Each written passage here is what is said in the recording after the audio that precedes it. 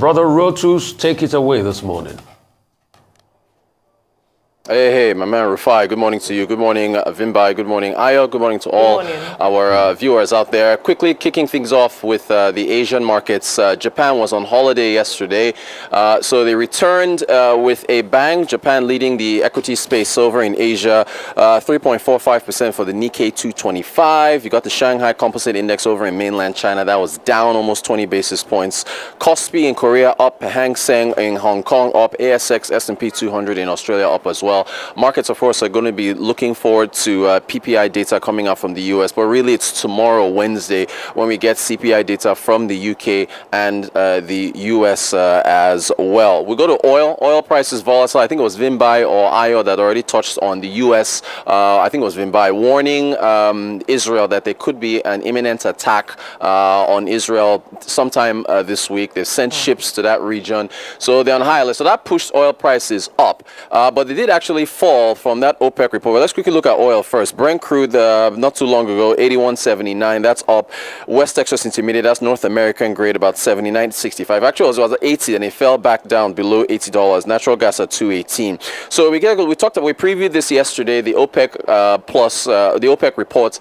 It's actually in today's This Day newspaper, Nigeria's newspaper of record. So they were talking about Nigeria's oil production. But if you look at the highlights, OPEC has basically reduced its forecast for oil growth, for oil demand growth for this year. So they've scaled it down to 2.1 million barrels per day from an initial estimate of 2.25. They cited basically China and the US. I mean, we're lagging demand in China, property sector issues. You've also got industrial output falling, a deflationary territory, things that basically if your economy is not growing as much as expected, oil demand will fall. Also recession fears in the US. So you had oil swinging back and forth from the geopolitical concerns with Israel, Iran, then to OPEC coming out and reducing its forecast. Also for 2025, OPEC has reduced its forecast from 1.85 million barrels per day to 1.78. Now, I should point out that OPEC is on the higher end of forecast. We're going to get the International Energy Agency's confirmed numbers. The IEA, they say that oil demand, they're looking at about 900,000 barrels per day for 2024. So we'll get their numbers, but it seems like OPEC is a bit on the optimistic side. So you look at Nigeria's oil production, you should have a chart in front of you, and that's the subject of today's of one of the articles in This Day newspaper. So you can see oil production from 2022 of 1.18 rising to in 2023 to 1.13 to 1.18 to 1.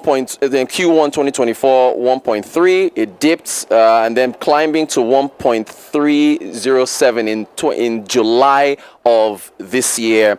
Then of course, not including condensates, as we've pointed out in the past. So about a 30,000 barrel increase from June.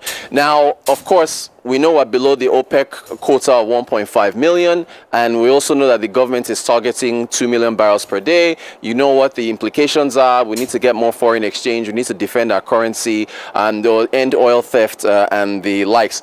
You already touched on the Trump Elon Musk discussion, so not really much to touch on there. It was delayed for about 14 minutes. Elon Musk said it was hackers, although he didn't provide any evidence of that. Then he pitched that tax oversight committee. I think I heard Ayo talk about that, and says he wants to be a part of it.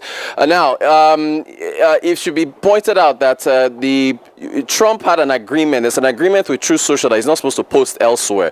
So when he went back, Truth Social stock fell about 5 to 7%. Sorry, Trump Media Technology Group, which is the parent of Truth Social, fell about 5 to 7%. It's still up about 42% so far this year. But they reported their earnings. I mean, $16 million in losses. Q2 revenue only coming in at about $837,000. So revenue was less than $1 million.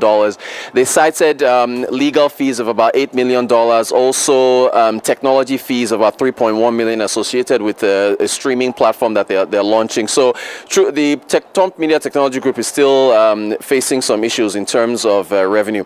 Get to Nigeria. We previewed this yesterday. We said, of course, that the August retail bonds would be, the details will be released yesterday for this week. It was delayed last week due to the protests, and the rates have climbed. If you look at the chart in front of you for the August, you can see the trajectory from January all the way through to August. So 17.37% for the 2-year bond, about 18.3% for the 3-year bond. Again, it's a retail bond, minimum of 5,000 naira to invest, and if you reinvest your coupon payments every single month, you get recurring income coming in.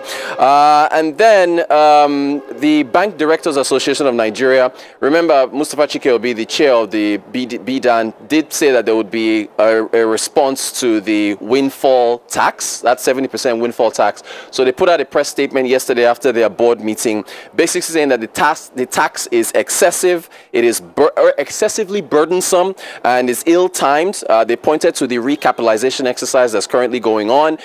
They said that its potential to stifle growth and innovation in the banking sector. They said, crucially, I think Rufai mentioned this, the banks were not consulted before this windfall tax was put forward. They also said the language on the tax is ambiguous. So basically saying, look, is this incorporating all other taxes that were already, levied, that banks in Nigeria are levied with? Is this going to be separate? Some banks made FX gains, some made FX losses. They need more clarity on that. And they also pointed out, look, Nigerian banks are among the most heavily taxed in the world.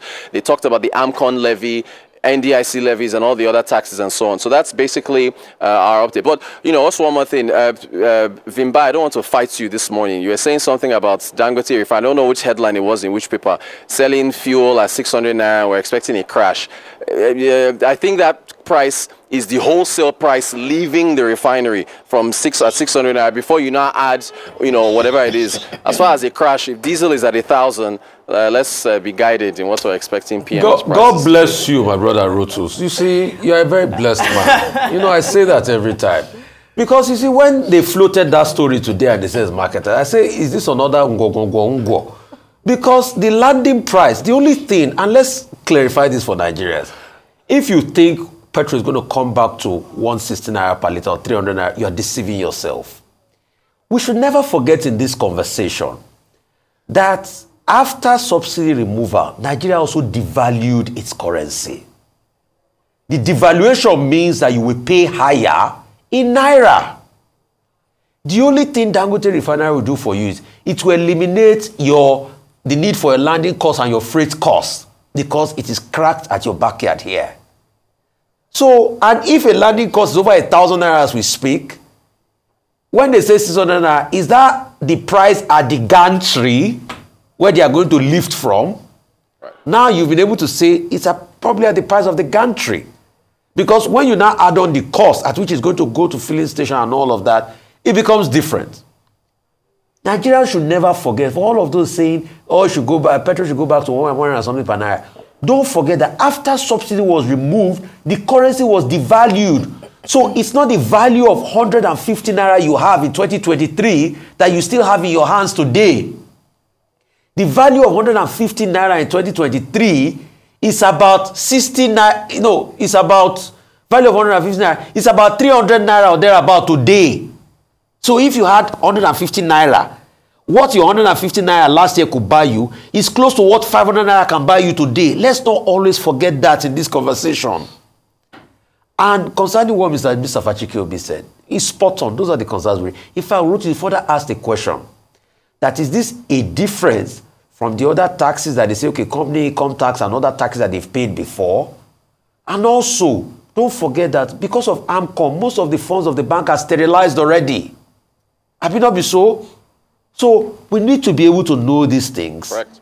I get the points the likes of Femi Otedola was making, was the over-excessive lifestyle of some banker, which is noted. But apart from that, this tax is something that's also going to stifle the banking sector, and we should be realistic about it. Yeah. I think he also spoke especially the timing of the windfall tax, saying that whilst banks are making efforts for recapitalization, then you burden them further with the 70% windfall tax. So there's merit to both sides of the argument, and actually maybe the three sides of the argument. One from some bankers who are for, some who are against, like the chairman of the banks that were mentioned, and also from the side of the government. From the government side, revenue. They need revenue at this time and any opportunity. But we've also talked about the fact that you can't tax your way out or into revenue. You're going to affect, and the impact on businesses will be immense, and it might actually be counterproductive. So they've come forward with their argument, and what they're asking for is dialogue. Let's see how, they're not saying, no, take it away totally, but number one, the percentage, 70% from 2023 to 2025, the fact that there's many taxes. But let me be cheeky to say this as well, Rotus. Let the banks also have mercy on their customers with the multiple taxes and charges that they put on accounts. So whilst they're fighting, you know, it's like whilst they're trying to make a case for themselves as a business, then individuals and account holders are also making the case for themselves that you're taking our money, and this is, and even though it's a joke, but it's also serious, because this is some of the reasons why customers have cited not wanting to be banked. That someone just, your hard-earned money, 5,000 naira in your account, somebody is taking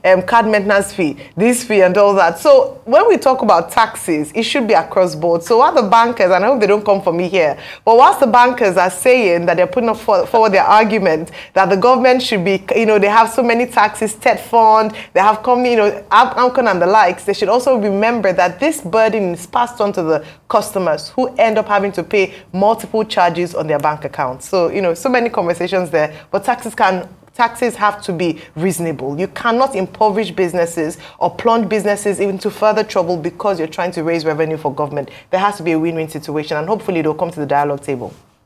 All right, Rosus and Rufai, very quickly, not my handwriting. So it's the wish of the marketers. Of course, they currently buy at 570 naira from NNPC. So they're hoping that Dangote can price between 600 and 650 naira. I think it's going to be a very interesting time for us here in Nigeria, because that's the moment where we're going to really have to squarely answer the question, has subsidy been removed? Because Dangote is going to reflect the true market price of what it costs to put your PMS out and what it costs to get it to the filling station. So we might end up suffering from, as they call it, severe pains when we realize that the true cost of PMS at the pump is going to be upwards of 1,000 naira. So let's see how that plays out. But just a disclaimer, that was, you know, just echoing the voices of the marketers. Very, very quickly, I know we're rounding up very quickly, on tax, Trump and tax. There was a bit of a hullabaloo that happened over the weekend between the Democrat Party and the Republican Party,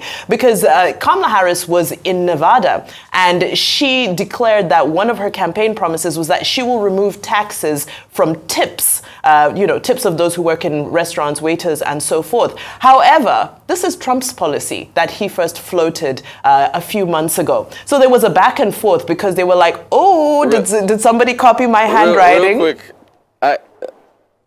yeah, actually it was Ron Paul. Ron Paul first proposes the libertarian back in 2012. We looked it up. So it actually came from Ron Paul in 2012. Okay, well, you know, whichever, it was not an original idea, but it doesn't matter. We're not taking sides. We're just analyzing the issues. Rotus, thank you so much. Always enjoy going into business with you.